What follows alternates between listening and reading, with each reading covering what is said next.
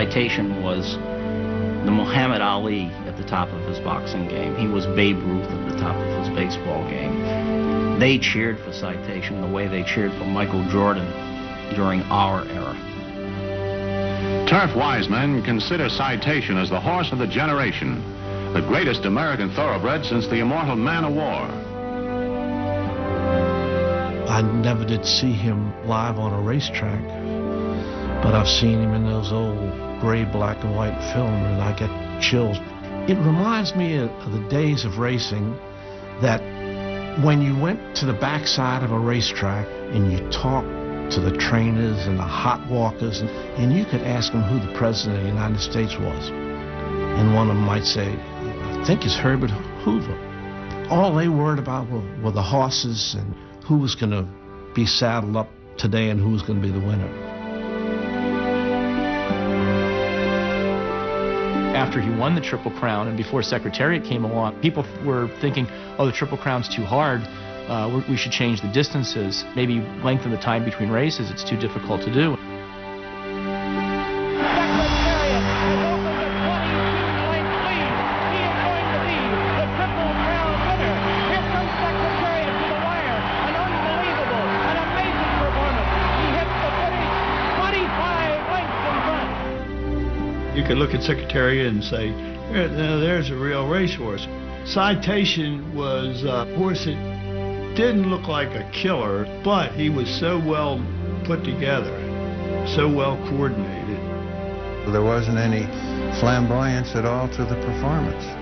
He didn't try to win by any great amount of lengths or anything like that. He just went out there and beat everybody that showed up. From 1947 to 1951, Citation won 32 of 45 races, finishing just once out of the money. But more than his record, it was the big colt's unremitting will to win that made him the most popular horse since Man of War. I mean, this horse did things that no other horse had ever done. He won 16 straight races at one point. He ran 29 times in 2 straight years. He was 19 for 20. As a 3-year-old. This horse must have been built out of titanium. He was called Big Si, but around the barn they never called him that. They just called him the horse, the big horse. You saw those rippling muscles. You saw the power within him. When he was off the track, it was power contained, and when he was on the track, it was power released. The flying legs of Citation. Jockey Arcaro calls for speed, and the great young thoroughbred starts running away. Citation not only was a great horse, he had impeccable breeding, tremendous confidence in himself, but he had the advantage of being in a great stable. Citation was born and raised at racing's most exclusive address, Calumet Farm. Located in the heart of Kentucky's bluegrass country near Lexington, the stable produced 6 horses of the year and 4 Kentucky Derby winners in the 1940s. Citation always symbolizes the great Calumet glory days. They dominated American racing and breeding like no other outfit has or ever will again. Calumet Farm is what a horse farm would be in the movies. It was unbelievably luxurious. Calumet Farm was U.S. Steel and the New York Yankees in horse racing.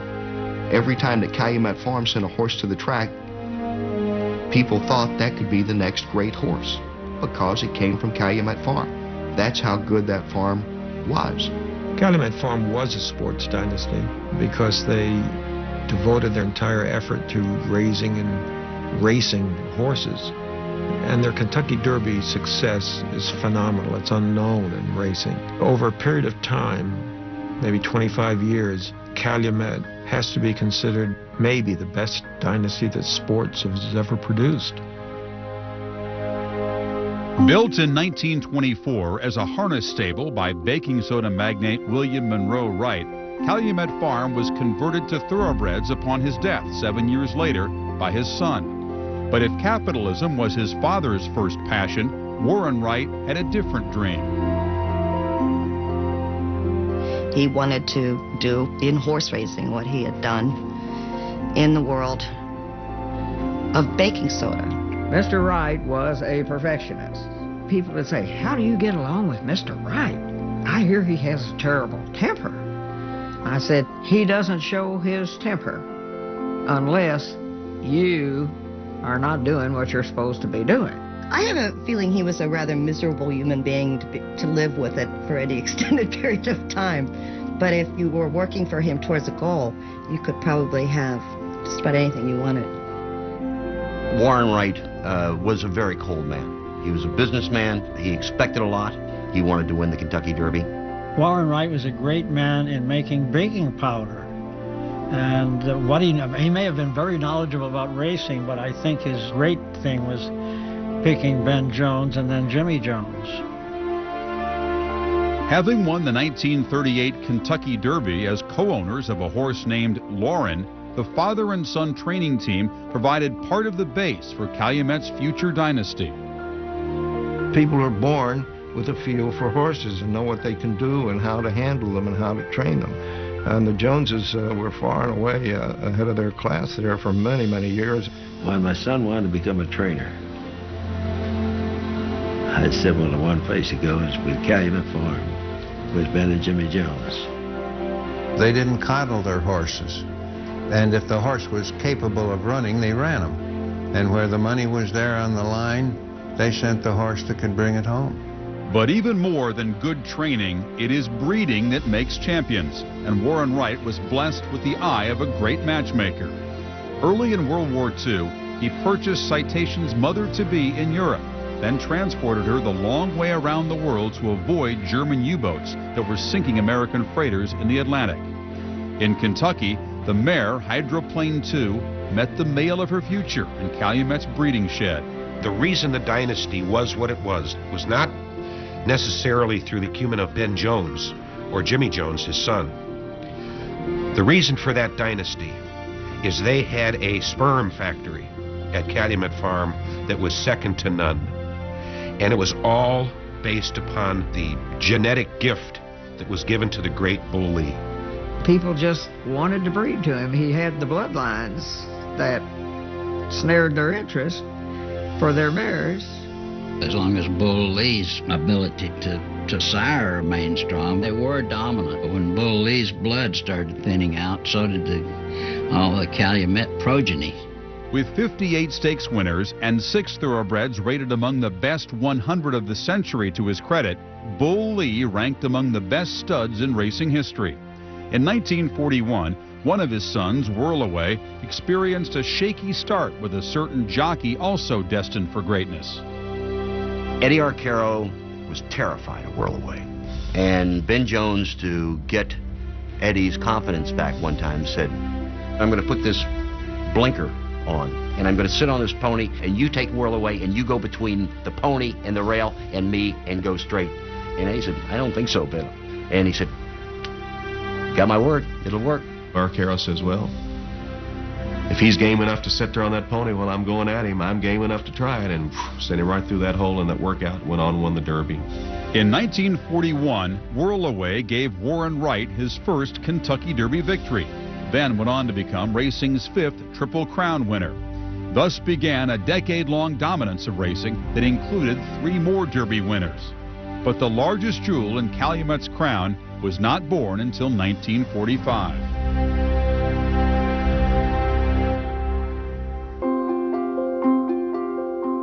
The racing world grieved when the great thoroughbred Man o' War died in November of 1947. But a certain Calumet colt was running in his hoofprints.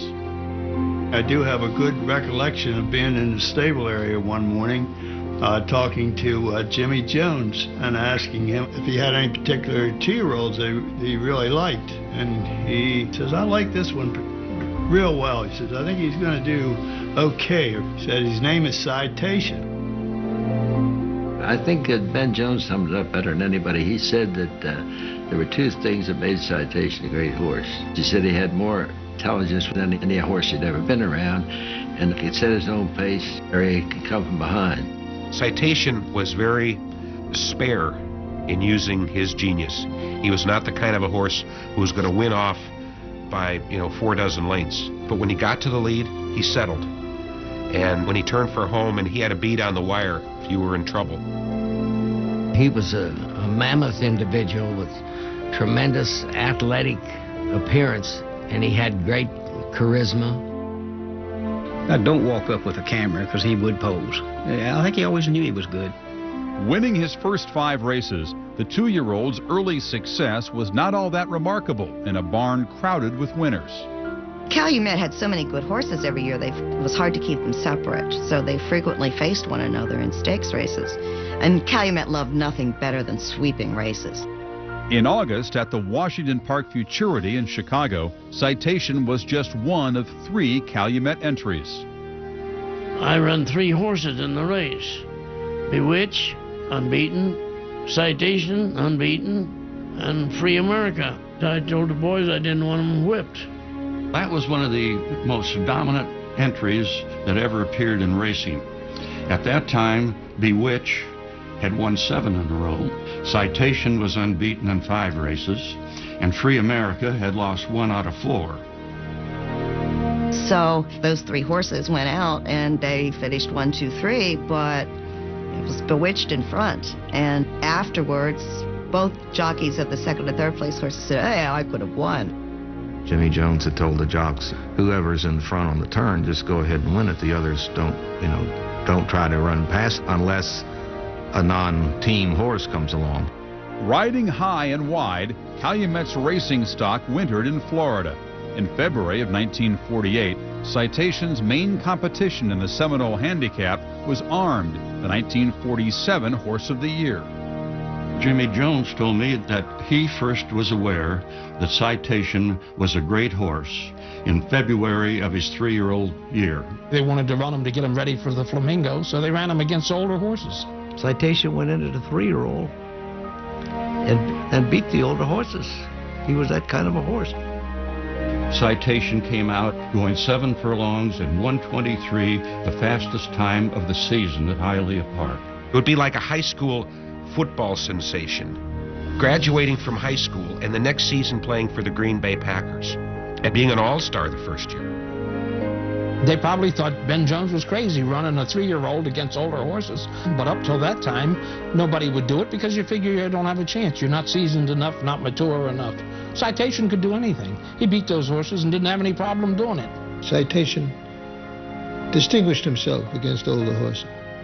And that's when they knew they had a real shot at the Triple Crown. Citation stayed on the Derby Road, winning the Everglades Handicap and the Flamingo Stakes. With 12 victories in 13 races, the horse called Big Si was also building a reputation for his young jockey, Al Snyder. In 1948, Al Snyder was undoubtedly within the top 5 jockeys in the United States. He'd gotten hooked up with Jimmy Jones during Citation's 2-year-old year, and Snyder rode Citation 9 times, and he never lost on him. He was the regular rider for Calumet at that time, and he was headed into the greatest year of his career, and I think he was as good as Arcaro. Arcaro, he was the master. Albert Snyder was going to be as good as him, maybe better. Jimmy said, this is a great horse, and you're going to ride him all the way now. The kid said, oh, cool, but I got this big fishing trip I've got to go on first.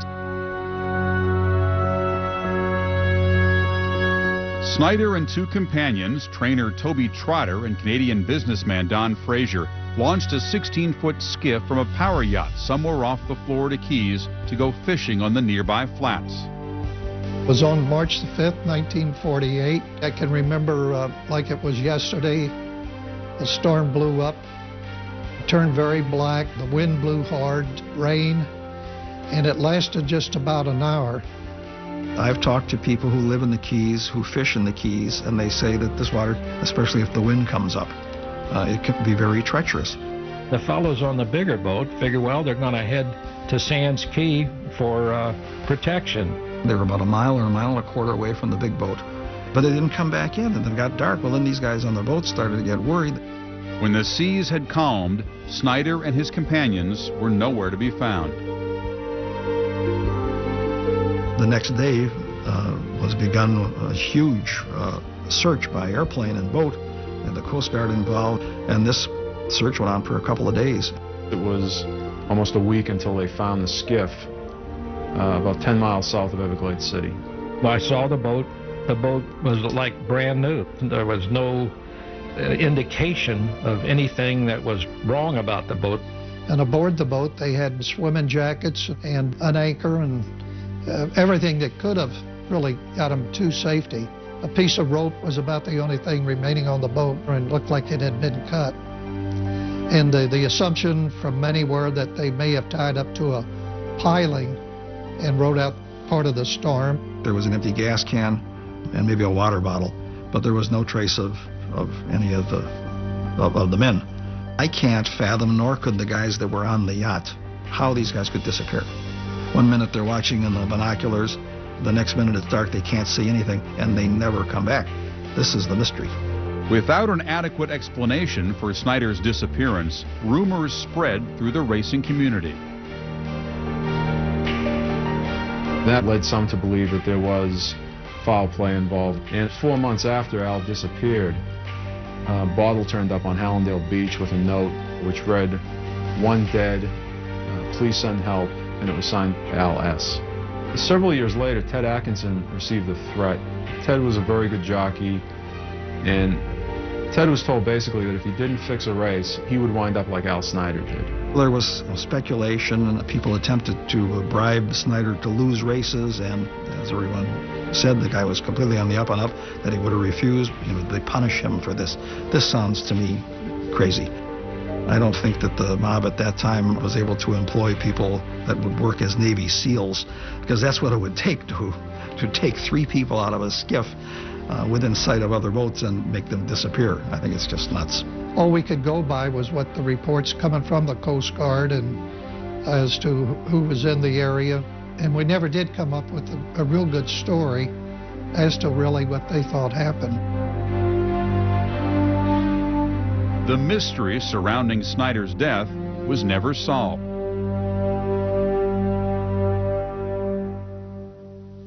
Loss of Al Snyder, Calumet Farms set its sights on racing's greatest rider, 3-time Derby winner Eddie Arcaro. Even though Arcaro had ridden Whirlaway for Calumet, he was in no way a contract or automatic rider of Calumet horses. But after this tragic event, they did get him to ride the horse. You're talking about the best rider that may have ever lived. Not a bad guy to pick up when you need a rider. Eddie Arcaro is probably without equal as a jockey. He is the Babe Ruth of jockeys. But Eddie Arcaro did have a temper, a flaming temper, you might say. He was belligerent. He was almost mean in the race. When he was starting out, he had talent, but he had a terrible temper. And he was set down for a year for doing damage to another jockey. He had been crowded coming out of the gate, and he was mad all the way around. When he caught up with the fella, he slammed him into the gate. When the stewards asked him, "Did you mean to harm him?" He said, "No, I meant to kill him." Eddie had great charisma, and when he and Citation teamed up, it was quite a spectacle. They captured everybody's imagination. And Eddie Arcaro on Citation was a horse who knew his worth, ridden by a man who knew his worth. When Arcaro and Citation made their debut as a team in April 1948, their separate star powers were not aligned. He came back to ride the Chesapeake Trial Stakes, Havre de Grace, and it really wasn't that much of a field, but the horse ended up having to go out in terrible mud. Some say that Citation didn't get off to a good start. Other people say he was forced out coming around the far turn into the stretch. Citation came on with a terrific rally, but just as they were getting into the late stretch, there was another horse who bore out and took Citation with him. He shouldn't have lost, but he was the best horse. Everybody knew it, but he just happened to get beat by Racing Luck. Saggy's defeat of Citation was on par with what Upset had done when he beat Man of War. I don't think even Saggy's owner and trainer expected Saggy to beat Citation. Although Arcaro rode Citation to 2 victories in 11 days, doubt about their compatibility lingered, so much so that the buzz before the Run for the Roses was about another Calumet horse. In the Derby, his toughest opponent was his own stablemate, Coletown, a real speedball. And a lot of people thought that that Cold Town was going to be good enough and fast enough to beat Citation in the Derby. That's all Arcaro was hearing. Cold Town, Cold Town. He went to Ben and he said, Ben, what am I hearing about Cold Town? Am I on the right horse here? And Ben said, if I thought you should be on Cold Town, you would be on Cold Town. Greased lightning, Cold Town sprints down the chute, leader by lengths in the first quarter mile of the Mile and a Quarter Classic. Arcaro says that they sprang from the gate, and there was old Cold Town up ahead of them, running away from the field. He said, and Cold Town kept getting smaller and smaller in the distance. And Eddie thought, I'll be darned, I'm on the wrong horse. Cold Town was quicker, and he was leading until the far turn. Citation was moving up on him, and at the top of the stretch he got him, and then from then on he just went right on by. And Citation's doing it now. He's pulling away from Cold Town as they head for home. Citation's the only horse I ever saw make 3 runs in the Derby. Arcaro rode him just like he's driving a Cadillac. He'd just push on the gas, then he'd let up, he'd push on the gas, let up, and when he pushed on the final push, that was it. He run by Cold Town like he broke his leg. In Citation's saddle is Eddie Arcaro, America's outstanding jockey, riding for his 4th Kentucky Derby victory. I wasn't born when Citation won the Derby, but Jimmy Jones told me it's just about determination. And Citation was the most determined racehorse that I've ever known.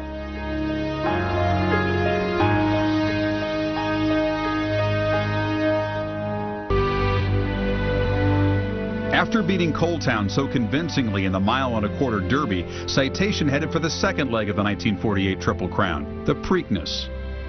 After he won the Derby and beat Cold Town, I don't think anybody was too anxious to go on to Baltimore and try him, especially at a shorter distance. The horses that ran against him in the Preakness were, they were counted out before they put the entry in the entry box. There was no contest.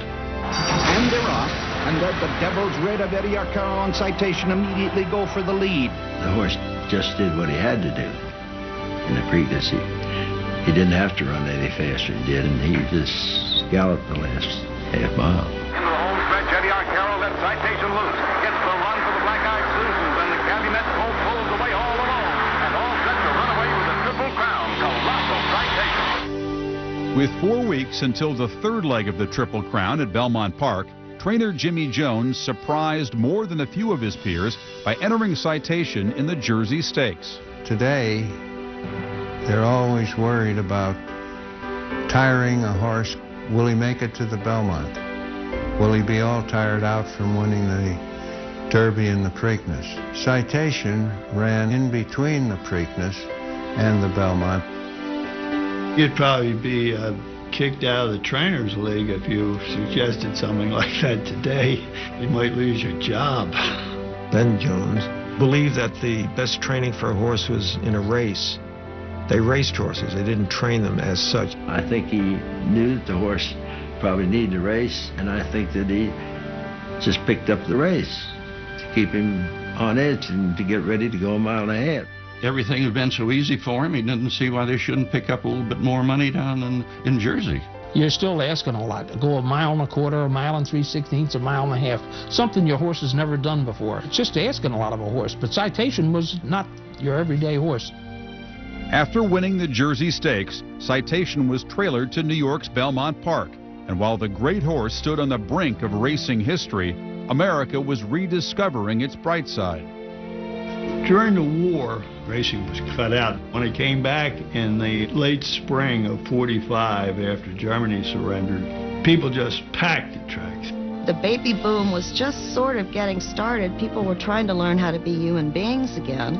After World War II, Citation was one of the first great heroes. He was just like Valentino or Gable, and he elicited passion from people who were interested in sports at that time. Citation was perhaps even more popular, if you can imagine that, than Secretariat, because in Citation's day, a greater percentage of the public focused on thoroughbred racing. Citation was the first great horse to be on television. Man of War, after all, was only in flickering movies.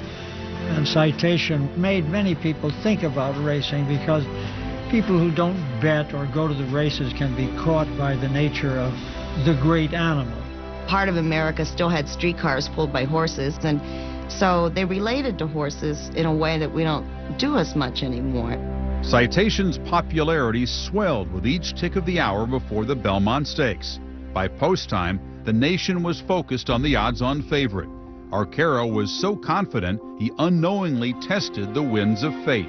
Arcaro now has a horse that has won 2/3 of the Triple Crown, and he has no reason to believe that he won't win easily.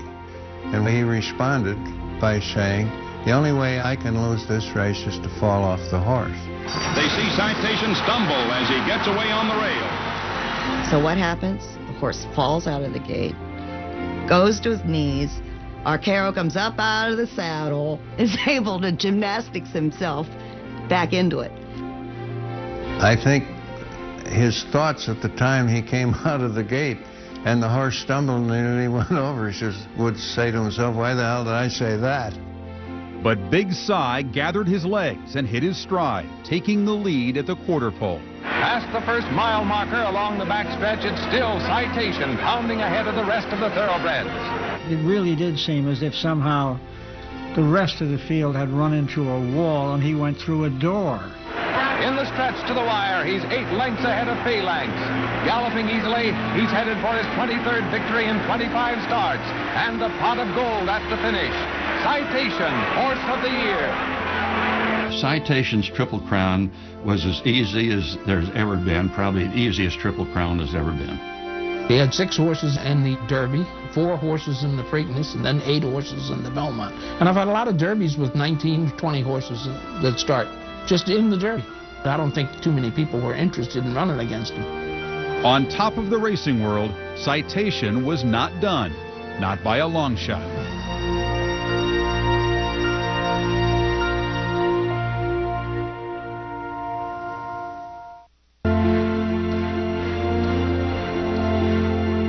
As racing's 8th Triple Crown winner, Citation was in demand all over the country.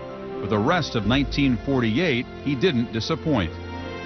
It seemed like no matter where you put him, no matter what the service, no matter where the track, he just was going to find a way to win. Citation would be in a clump of horses going around the first turn, and then suddenly it was as if they stopped and he went on. He broke hearts by emerging this huge burst of speed, and then Eddie Arcaro would just sort of gallop home on him with the rest of the field, wondering why they'd ever bother to start at all. He'd just sort of start making it his own move. By the time he got to the quarter pole, he'd be pulling even with the leader, and then he'd just blow them away. Citation shows his class. Watch him move up along the outside. First a nose, then a neck. And Calumet Farms, ace 3-year-old, takes the lead. He could run on the front end. He could run from behind. He could stalk. He seemed to be able to turn it on whenever it was necessary. You could move him 3 or 4 different times in a race. He was not a 1-run horse. He was not a 2-run horse. He was a 4 or 5 or 6-run horse. Citation was like Joe DiMaggio. Joe DiMaggio never ran hard for a fly ball in his life. He just seemed to be there when the ball came down. This is the way it was with Citation. He was running hard and well all the time, but he ran evenly and smoothly. He would be Fred Astaire as opposed to Gene Kelly. When Gene was dancing, you always saw the power in his legs, and Astaire was just bouncing lightly around. Citation was Fred Astaire. Most race horses have 1 great maximum effort in them. Some have 2. Well, apparently that didn't happen to Citation. He ran all the races. He danced every dance. And he did not get tired. He did not get cramped. He just kept winning. Heading for home, Eddie Arcaro goes all out to set a new record, and Citation takes it all in a breeze. By this time, Citation was getting as much ink in the paper as Babe Ruth would have during his heyday. It was quite a glory day for the sport as well as Calumet. This horse had his own private railroad car, okay?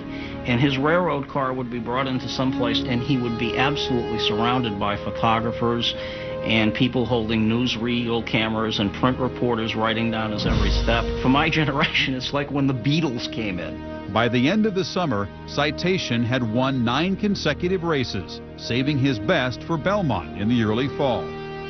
That 2-year string was highlighted by 4 of the most remarkable days in the history of horse racing. He won the mile race called the Sizenby Stakes at Belmont in midweek, and that same weekend won the Jockey Club Gold Cup, which was then run at 2 miles. After Secretariat won the Belmont Stakes by 31 lengths in 1973, I asked Woody Stevens, how do you measure what we saw? And he said the only thing I could measure Secretariat's performance against was Citation's 4-day run in 1948. With his winning streak at 11, Citation was again running out of competition.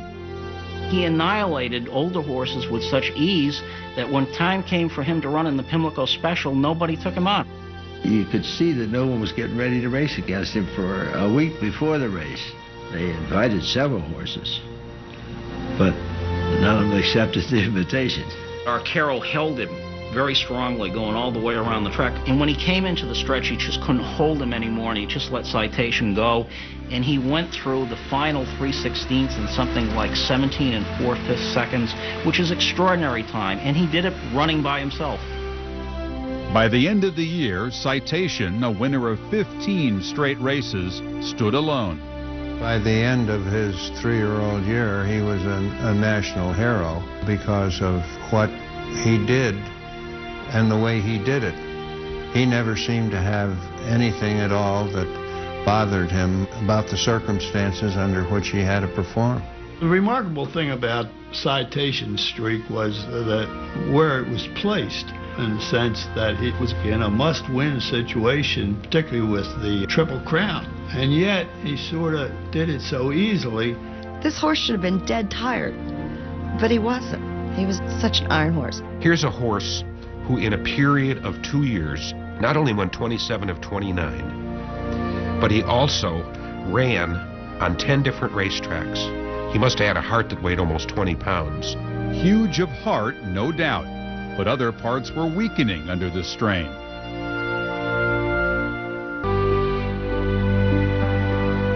And Citation follows the scenario, winning by 3½ lengths.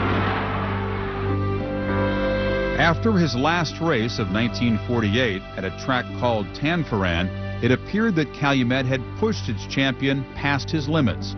Trainer Jimmy Jones discovered the iron horse was not fit. A few days later, he came up sore, and eventually it was confirmed by a veterinarian that he had the same problem that Jimmy suspected he did, which is an ocelot. And an ocelot is just a horseman's expression for a calcium buildup.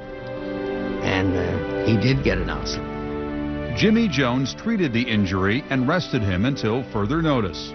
During the layoff, Jones and owner Warren Wright were criticized for racing Citation at Tanforan when it was revealed that the track had been in poor condition. The Tanforan strip had boggy spots from a runoff on a hill, and they had filled the boggy spots with concrete to stabilize the track surface. So in other words, this tired but nevertheless gallant, courageous, noble horse was out there running on a paved highway. By the time he might have been ready, it was not worthwhile getting him into racing form, and they skipped the whole year. Jimmy very openly said, I got greedy. I went to the well one too many times. I should have sent this horse on vacation after the Belmont. Here's a horse who won 19 of 20 starts as a 3-year-old, swept the Triple Crown. Had he run as a 4-year-old, might have gone on to become the greatest racehorse of all time. Pain due to the injury sustained at Tanforan, Citation hit the track again in January of 1950, winning his 16th straight. Without it ever being said, everybody really expected him to be the same old Citation. They had their fingers crossed. When he came back, he was a little bit diminished. He still had the heart, but didn't have all the physical qualities to go along with his heart. A horse, if he reaches his peak as a 4-year-old, he's 5-year-old when he came back. And I think as a 5-year-old, they're going back a little bit. When horses like Citation miss a year and they gain weight, when you return them to training, you can never take off all of the weight proportionately that you put on. And so you end up with a perfectly balanced running machine that is no longer perfectly balanced. Carrying up to 23 pounds more than his opponents, Citation won only once more as a 5-year-old, finishing second in his 7 other races. Hampered by injury, the most durable champion of his era was beginning to break down. He just didn't get around as fluidly after his injury as he did before the injury. We're talking about Citation 1 and Citation 2. And Citation 2 was a very good racehorse, but he was almost non-peril, in my opinion, as a 3-year-old. The horse really didn't deserve to be on the racetrack at that point. The difference between his record as a younger horse and an older horse is like night and day, but he wasn't a quitter no matter what the circumstances. Mr. Wright was ill. He had cancer. He was dying. And the horse could become the first millionaire. And that was something to keep Mr. Wright going through the last days. Mr. Wright was on his deathbed, you might say, and he wanted him to try to win $1 million because nobody had ever won it. See, it should have been home. He should have been breeding. Everybody in America wanted him to win $1 million. That was the mentality then, make this horse win $1 million. Jimmy held him together long enough for him to win some important races. But Warren Wright became obsessed with the magic of this great racehorse, and he wanted them to keep him going as long as he could.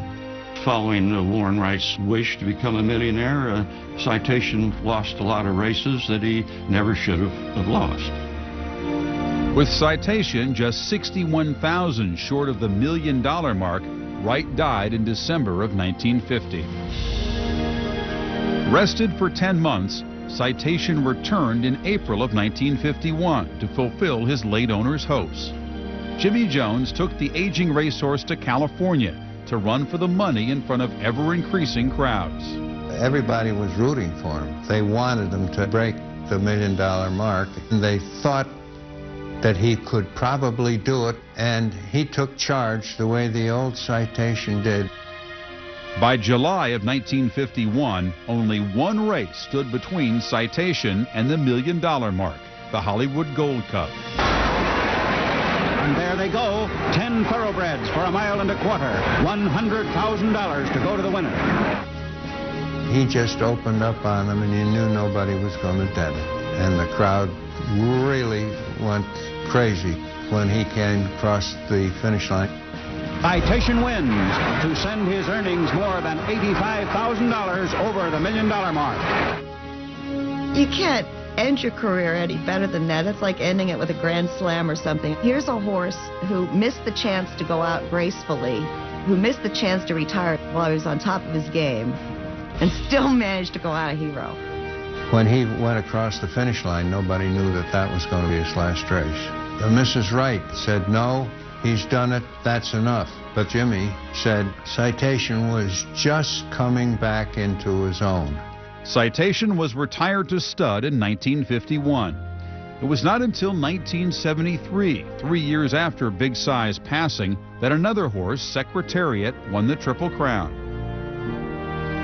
I think that Citation was the greatest racehorse since Man o' War, and the greatest one until Secretariat, 25 years later. So Citation rightly is the landmark between Man o' War and Secretariat. He probably was a bit underappreciated because Calumet had had so many great horses in the 40s that he kind of came along, and here's another Calumet champion. Had you been able to put Secretariat in 1948 and put Citation in 1973, I'm confident that Citation today would be remembered every bit as affectionately as Secretariat. Somebody asked Jim Fitzsimmons, what do you think of Citation? Well, he said, Citation's the best horse I ever saw. and I saw a man of war. For Citation to win 16 races in a row is a feat that ranks in sports with Joe DiMaggio's 56-game hitting streak, or the Lakers winning 33 in a row. It's superhuman.